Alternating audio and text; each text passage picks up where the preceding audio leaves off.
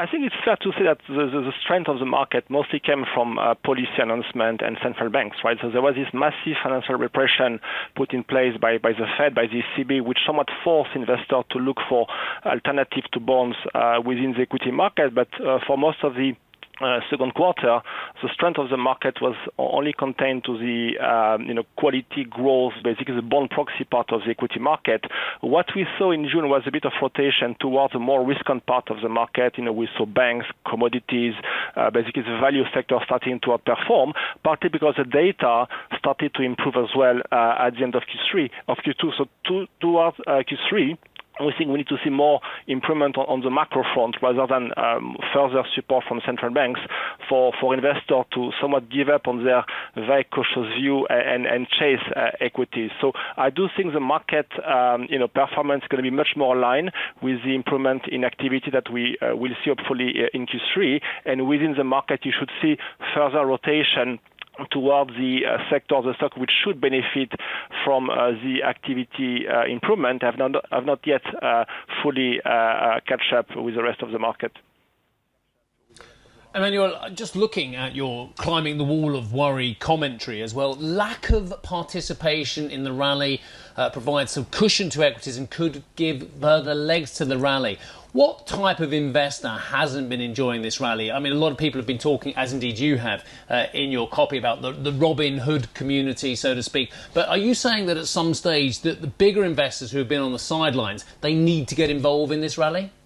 Yeah, absolutely. And I think anecdotally we've seen some pocket of euphoria for some part of the investor base. So there was a lot of talk about this Robin Hood community who is very amateur, who is not skilled somewhat to invest in the equity market. But if you look at the broader investment community, whether it's institutional investor or the more sophisticated retail investor, they have not been buying equities much. They were actually outflow from the equity funds in Q2 again. We have not seen much buying on some of the very popular brokerage platforms being used by retail investors. So I think the sentiment is still very, very cautious. There is much more fear than greed in the market, and even though the price action has been very bullish, positioning has not changed much, partly because we have not seen much improvement on the pandemic front. There's still a significant risk that we're going to have a second wave at some point in the year, and that might basically bring more skepticism about the sustainability of this recovery.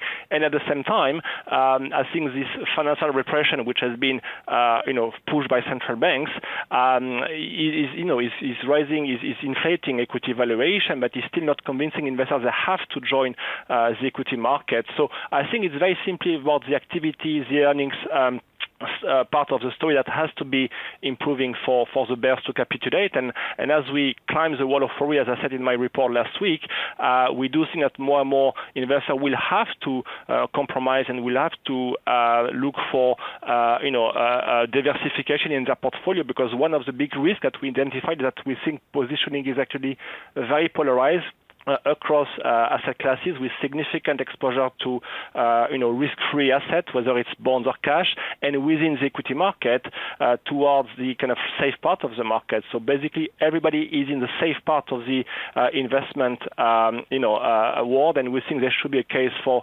reallocation towards the more risky part of the market.